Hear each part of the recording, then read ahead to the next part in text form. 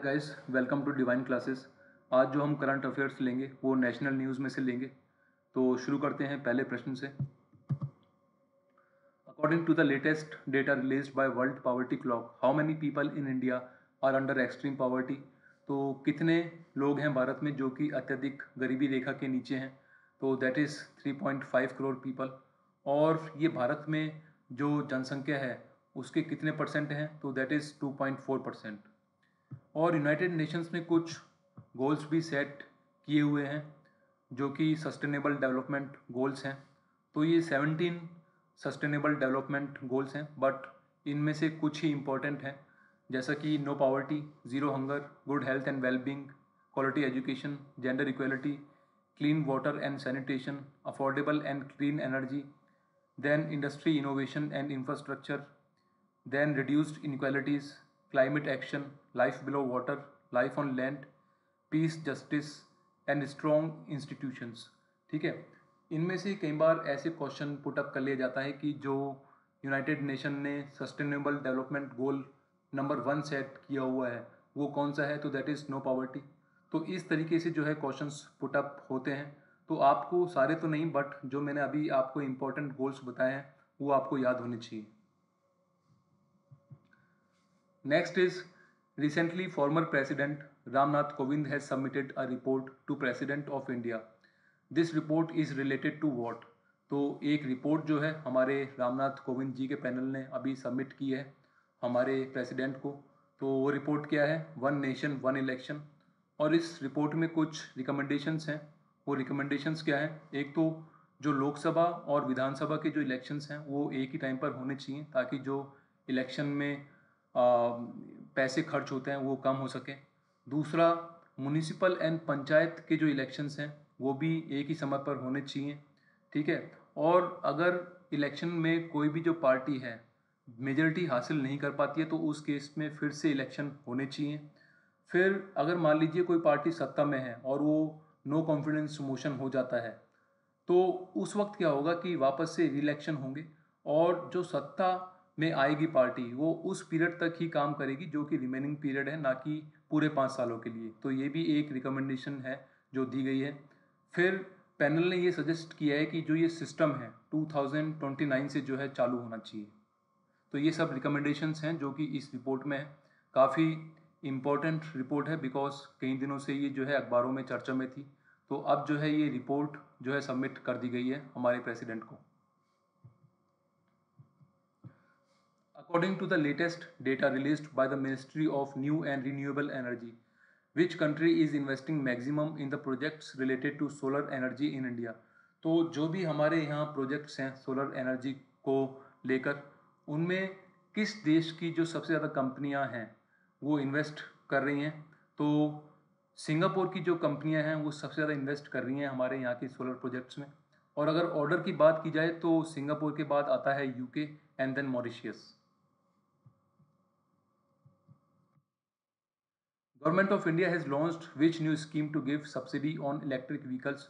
तो अभी हाल ही में जो गवर्नमेंट ऑफ इंडिया है उसने एक स्कीम लॉन्च की है, that is E mobility promotion scheme 2024, EMPS 2024। इसमें होगा क्या कि अगर आप कोई टू व्हीलर खरीदते हैं तो आपको 10,000 की सब्सिडी दी जाएगी। अगर आप ई रिक्शा खरीदते हैं तो आपको 25,000 की सब्सिडी मिलेगी। और अगर आप थ्री व्हीलर खरीदते हैं तो उसमें आपको 50,000 की सब्सिडी दी जाएगी। और जो टोटल खर्चा किया जाएगा इस स्कीम पर वो किया जाएगा 500 करोड़।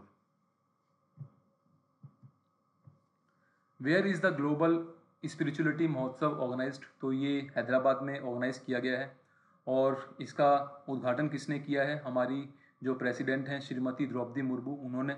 और कब हेल्ड हुआ है ये, 15 मार्च 2024 को।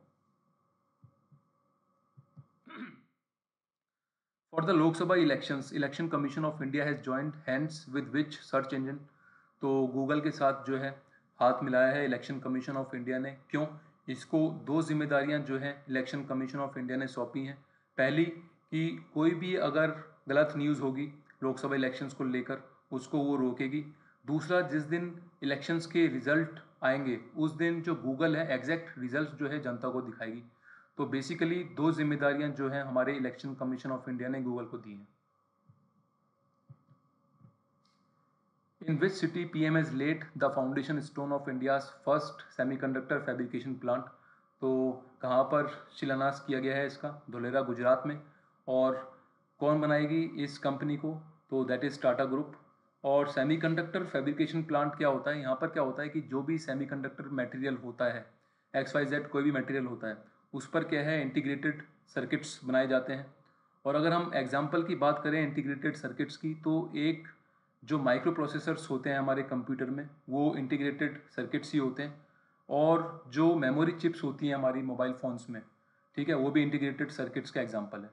तो आप ये ध्यान रखेंगे कि जो ये प्लांट है कहाँ पर इस्टेब्लिश किया जाएगा? धुलेरा गुजरात में। Under CAA, Citizenship Amendment Act, which will provide citizenship to 6 minority communities in India, what must be the date of entrance in India for the minorities to get citizenship of India? अगर किसी भी minority को citizenship लेनी है तो उसको India में कब एंटर करना है? या तो उसने 31 दिसंबर 2014 को एंटर किया है या फिर उससे पहले, ठीक है। और कितनी माइनॉरिटी कम्युनिटीज़ जो हैं उनको सिटीजनशिप दी जाएगी?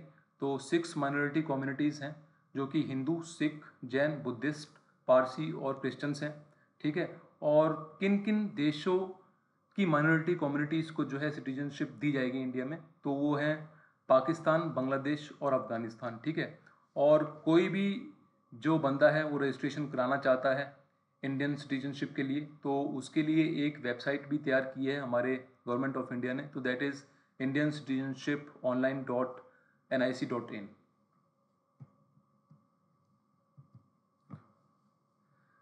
Defense Minister Rajnath Singh recently launched which scheme for startups so that they can innovate in technologies related to defense? तो अभी हाल ही में एक स्कीम लॉन्च की है हमारे डिफेंस मिनिस्टर राजनाथ सिंह ने। कौन सी स्कीम लॉन्च की है? आदिति। और इसका फुल फॉर्म क्या है? Acing development of innovative technologies with iDEX innovations for defence excellence, ठीक है।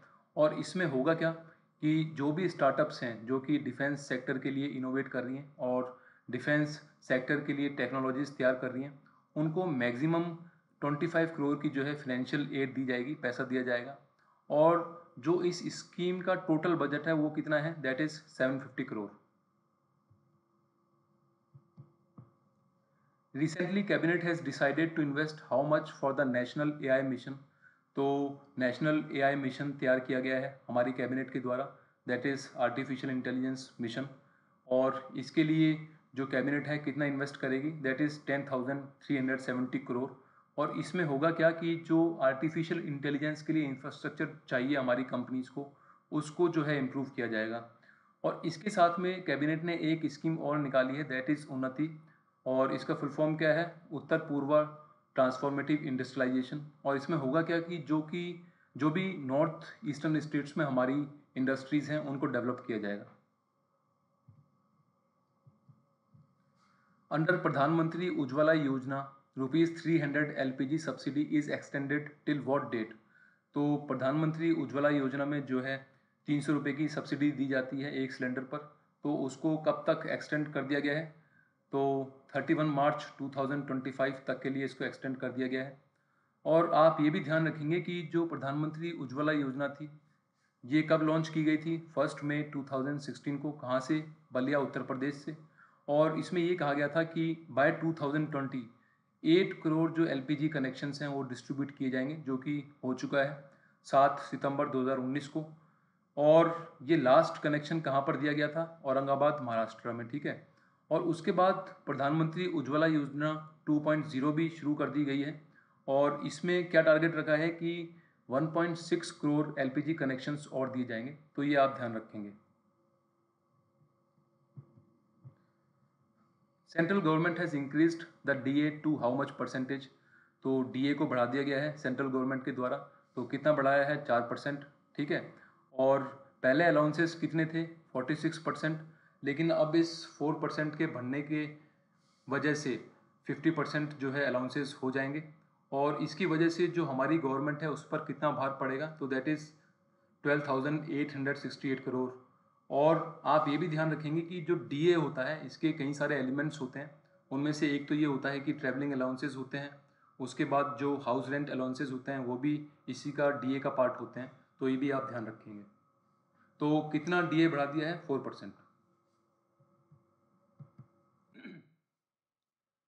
PM ने पहली वैदिक घड़ी का उद्घाटन कहाँ किया है? तो ये उज्जैन में किया है, और ये पहली वैदिक घड़ी है इसलिए इम्पोर्टेंट हो जाती है, विश्व की पहली वैदिक घड़ी है। और इस घड़ी की एक खास बात और है कि इसमें जो 1 घंटा है वो 48 मिनट का है। इसका मतलब ये हुआ कि जो दिन में टोटल घंटे हैं वो भी बढ़ जाएंगे, तो इसमें एक दिन में जो है 30 घंटे होंगे। तो पहली वैदिक घड़ी का उद्घाटन कहाँ किया गया है? उज्जैन, मध्य प्रदेश में। To transport coal throughout India easily and effectively, which scheme is launched recently by the Union Minister of Parliamentary Affairs, Coal and Mines of India? तो एक स्कीम जो है लॉन्च की गई है, that is coal logistics plan and policy. इसमें क्या होगा कि जो भी इंफ्रास्ट्रक्चर हम यूज़ करते हैं कोल के ट्रांसपोर्टेशन के लिए, उसको मॉडर्नाइज किया जाएगा, इसको इम्प्रूव किया जाएगा। और इसके साथ में एक स्मार्ट प्लेटफॉर्म और लॉन्च किया गया है। इसमें क्या होगा कि जो ट्रांसपोर्टर्स हैं जो कि कोल को ट्रांसपोर्ट करते हैं मेन डेस्टिनेशन तक, और जो माइनर्स हैं और जो कंज्यूमर्स हैं, जैसे कि जो थर्मल पावर प्लांट्स हैं हमारे इंडिया में जो कि कोल को कंज्यूम करती हैं इलेक्ट्रिसिटी को डेवलप करने के लिए, वो सब जो है इस स्मार्ट प्लेटफॉर्म पर आएंगी और जो भी उनको डिस्कशंस करना है वो यहाँ पर करेंगी। तो ये दो चीज़ें जो हैं हमारे इंडिया ने अभी शुरू की हैं।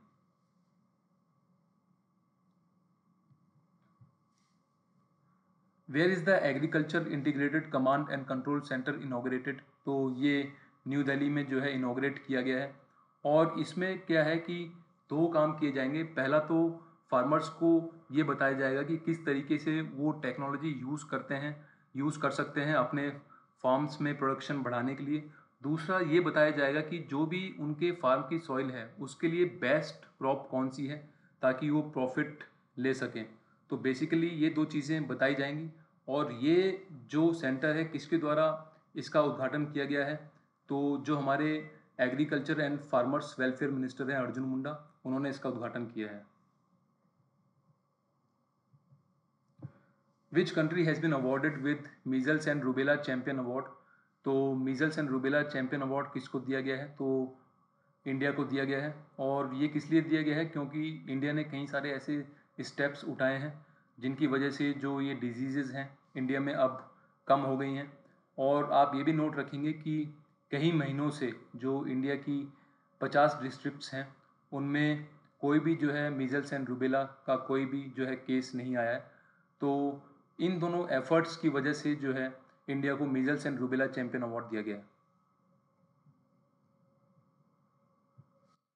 Recently which product of Cuttack Orissa has got GI tag? तो कटक का एक प्रोडक्ट है दैट इज़ सिल्वर फिलीग्री चांदी तारकशी, उसको GI टैग दिया गया है। GI टैग के कॉन्सेप्ट को हम समझ लेते हैं। जब भी ये टैग किसी प्रोडक्ट को दिया जाता है, मान लीजिए अगर कटक का कोई प्रोडक्ट है उसको GI टैग मिलता है और उस प्रोडक्ट पर कटक की मोहर लग रही है, ठीक है। अगर वही सेम प्रोडक्ट कोई और सिटी बनाता है, उस सिटी में कोई कंपनी बनाती है उस प्रोडक्ट को, और उस प्रोडक्ट पर अगर कटक का जो है मोहर लगा देता है, तो उस केस में हम जो है उस कंपनी के खिलाफ केस दायर कर सकते हैं। तो काफ़ी लीगल इम्प्लीकेशंस हो जाती हैं। तो ये सब जो है GI टैग का फ़ायदा होता है। तो अभी हाल फिलहाल GI टैग किसको दिया गया है? सिल्वर फिलीगिरी को। और ये मैक्सिमम 10 सालों के लिए दिया जाता है। अगर उसके बाद आप रीन्यू कराना चाहते हैं इस टैग को तो आप करा सकते हैं। तो अभी हाल फिलहाल जो सिल्वर फिलीगिरी है चांदी की तारकशी जो है उसको GI टैग दिया गया है। In which city first under water metro track has been inaugurated by PM? तो जो हमारे प्रधानमंत्री हैं उन्होंने हाल ही में जो है कैलकाटा में एक अंडर वाटर मेट्रो ट्रैक का उद्घाटन किया है। और ये जो ट्रैक है किन सिटीज़ को जोड़ेगा? तो कैलकाटा और हावड़ा जो दो सिटीज़ हैं इनको ये कनेक्ट करेगा। और जो ये ट्रैक है हुगली रिवर के 13 मीटर नीचे है, आप ये भी ध्यान रखेंगे।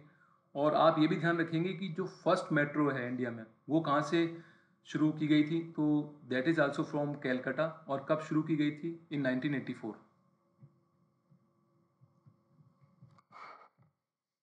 What will be India's GDP for the calendar year 2024 according to the world's third largest credit rating agency Moody's? तो Moody's जो है एक क्रेडिट रेटिंग एजेंसी है। इसने जो इंडिया की जीडीपी बताई है वो बताई है 6.8%। पहले इन्होंने कम बताई थी बट उसको अब रिवाइज किया है। और आप ये भी ध्यान रखेंगे कि जीडीपी होता क्या है, ग्रॉस डोमेस्टिक प्रोडक्ट। जो भी प्रोडक्ट्स और सर्विसेज हमारे इंडिया में बन रही हैं उनकी जो भी मार्केट वैल्यू होती है उसको हम जीडीपी कहते हैं। तो ये बहुत इंपॉर्टेंट है, आप ये भी ध्यान रखेंगे। और ये भी ध्यान रखेंगे कि जो मूडीज़ है उसने कितनी जीडीपी बताई है हमारी कंट्री की, कौन से कैलेंडर ईयर में, 2024 में। Medal winners of which sports competition will be eligible for government jobs. तो जो खेलो इंडिया गेम्स के मेडल विनर्स हैं अब वो जो है स्पोर्ट्स कोटा के थ्रू अप्लाई कर सकते हैं किसी भी गवर्नमेंट जॉब के लिए। पहले क्या था कि वो जो भी मेडल विनर्स हैं खेलो इंडिया गेम्स के वो स्पोर्ट्स कोटा के थ्रू अप्लाई नहीं कर सकते थे गवर्नमेंट जॉब्स में, बट अब वो कर सकते हैं।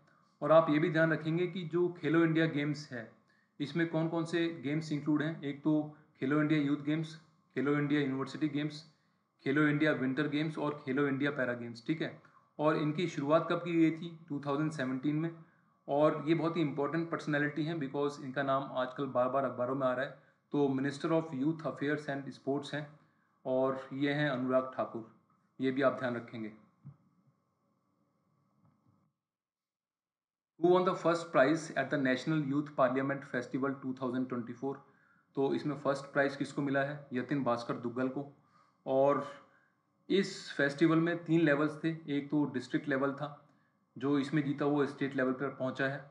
और स्टेट लेवल पर जो जीता है उसको नेशनल लेवल पर ले गए हैं। तो नेशनल लेवल पर 3 जो हैं प्राइजेस वो डिस्ट्रीब्यूट किए गए हैं। पहला तो यतिन भास्कर दुग्गल को दिया गया है जो कि हरियाणा से बिलोंग करते हैं। दूसरा प्राइज़ जो है वो वैष्णा पिचाई को मिला है। और तीसरा प्राइज़ जो मिला है वो मिला है कनिष्का शर्मा को जो कि राजस्थान से बिलोंग करती हैं।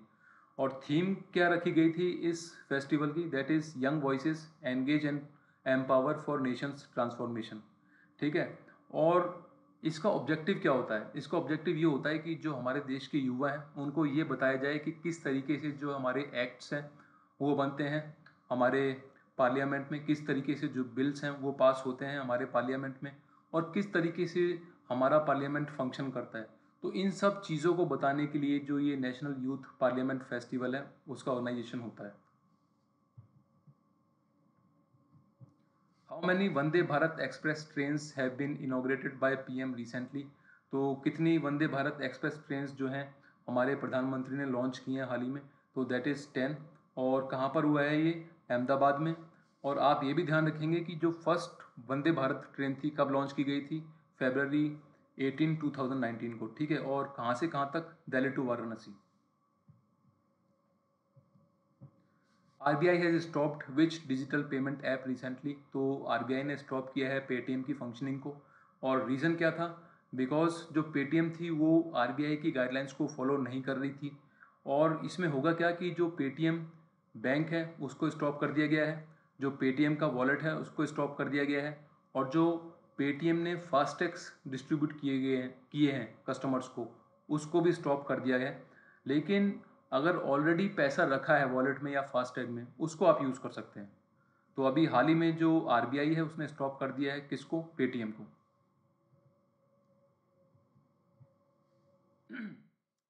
According to the new electric vehicle policy launched by Government of India, what is the minimum investment limit set by the government for a company?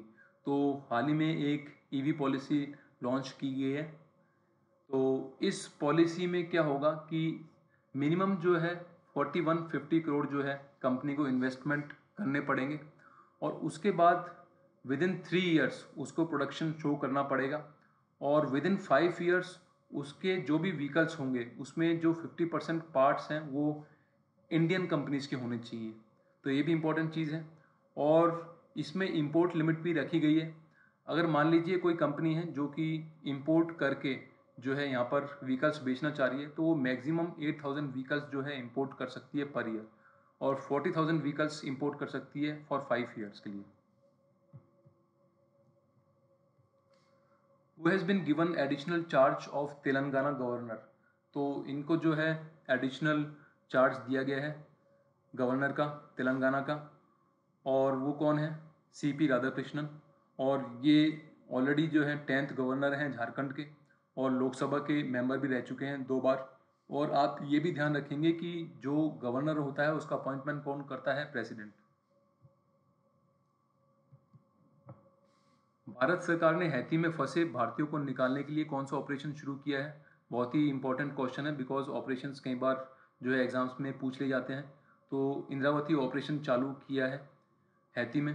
और आप ये भी ध्यान रखेंगे कि 2021 में वहाँ के जो राष्ट्रपति थे वो थे जोवेनेल मोइस, जिनको करप्शन की वजह से हटा दिया गया था। और उसके बाद जो वहाँ पर प्रधानमंत्री थे एरियल हेनरी, उनको वहाँ का राष्ट्रपति बनाया गया था, और हाल फिलहाल यही वहाँ के राष्ट्रपति हैं। Recently Asia's largest tulip garden is open for the visitors, where is it located? तो कहाँ पर स्थित है ये? श्रीनगर, जम्मू कश्मीर में। और कब स्थापना हुई थी इसकी? 2007 में। किसके द्वारा? जो उस वक्त सीएम थे वहाँ पर, गुलाम नबी आज़ाद। और ये लार्जेस्ट टुलिप गार्डन है एशिया का भी और भारत का भी, ये भी आप ध्यान रखेंगे। और जो यहाँ पर शुरुआत में जो टुलिप्स लगाए गए थे वो कहाँ से लाए थे? हॉलैंड से। और ये भी आप ध्यान रखेंगे कि जो ये गार्डन है इसकी लोकेशन क्या है? जो डल लेक है और जो जबरवान पहाड़ियाँ हैं वहाँ पर, उनके बीच में जो है इस गार्डन को बनाया गया है। The Insurance Regulatory and Development Authority of India (IRDAI) has approved the setting up of an online portal for buying, selling and servicing insurance policies as well as settling claims. What is the name of that portal? तो portal का क्या नाम है? बीमा सुगम।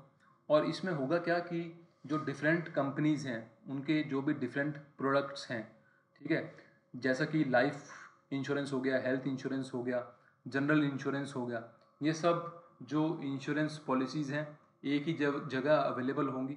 और customers के लिए क्या फ़ायदा होगा कि वो इन सभी पॉलिसीज़ को कंपेयर कर सकता है, ठीक है। उसके बाद जो भी बेस्ट पॉलिसी है वो अपने लिए चुन सकता है, ठीक है। तो कौन सा पोर्टल शुरू किया है? दैट इज़ बीमा सुगम। On how many stocks Bombay Stock Exchange BSE has started the T+0 settlement system? ठीक है। तो बॉम्बे स्टॉक एक्सचेंज ने कुछ स्टॉक्स के लिए क्या है कि T+0 सेटलमेंट सिस्टम चालू कर दिया है। तो कितने स्टॉक्स हैं? तो 25 स्टॉक्स हैं। और इसका मतलब क्या है कि मान लीजिए अगर आप कोई स्टॉक आज खरीदते हैं या फिर बेचते हैं, तो जो अमाउंट होगा उन स्टॉक्स का वो उसी दिन आपके अकाउंट में डेबिट या क्रेडिट हो जाएगा। मान लीजिए अगर आप कोई स्टॉक बेचते हैं तो उस केस में क्या होगा कि आपका जो अकाउंट होगा उसी दिन क्रेडिट हो जाएगा। और अगर मान लीजिए आप कोई स्टॉक खरीदते हैं तो उसी दिन जो है आपका अकाउंट डेबिट हो जाएगा। और मोस्ट ऑफ द स्टॉक्स में क्या होता है अभी एट प्रेजेंट कि T+1 सेटलमेंट सिस्टम है वो अभी लागू है। इस केस में क्या होता है कि जो आपका अकाउंट होगा, जो आपका अकाउंट डेबिट और क्रेडिट होगा वो नेक्स्ट दिन होता है। जैसे मान लीजिए आपने आज कोई स्टॉक खरीदा या बेचा है तो आपका जो अकाउंट डेबिट और क्रेडिट होगा वो नेक्स्ट दिन होगा। तो मोस्ट ऑफ द शेयर्स में T+1 सेटलमेंट अभी चालू है, लेकिन कुछ स्टॉक्स में जो है T+0 सेटलमेंट सिस्टम चालू कर दिया गया है। तो ये 25 जो स्टॉक्स हैं वो फिल्टर किए गए हैं। और वो कौन से 25 स्टॉक्स हैं? वो ये स्टॉक्स हैं जो मेजर कंपनीज हैं, जो बड़े स्टॉक्स हैं वो अभी लिए गए हैं। तो ये अंबुजा सीमेंट्स है, अशोक लेलैंड है, बजाज ऑटो है, बैंक ऑफ बड़ौदा है। इस तरीके से जो है ये 25 स्टॉक्स हैं, ये आप देख लेना, हालांकि इंपॉर्टेंट है नहीं। World's first Om shaped temple is inaugurated in which city of Rajasthan? तो विश्व का पहला ओम शेप्ड टेम्पल चालू हुआ है कहाँ पर? पाली में। और पाली के पास एक गांव है दैट इज़ जद्दन गांव, वहाँ पर इसको चालू किया गया है।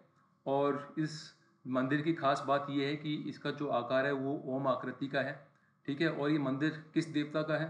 तो महादेव का जो है ये मंदिर है। The Adani Group has announced the start of the first phase of the world's largest single location copper manufacturing plant. Where is it located? तो कहाँ पर स्थापित किया गया है इसको? मुंद्रा, गुजरात में। और single location copper manufacturing plant का मतलब ये हुआ कि मान लीजिए अगर आप कॉपर मैन्युफैक्चर कर रहे हैं तो उसको बनाने के लिए हमें कई और चीज़ें भी चाहिए होती हैं।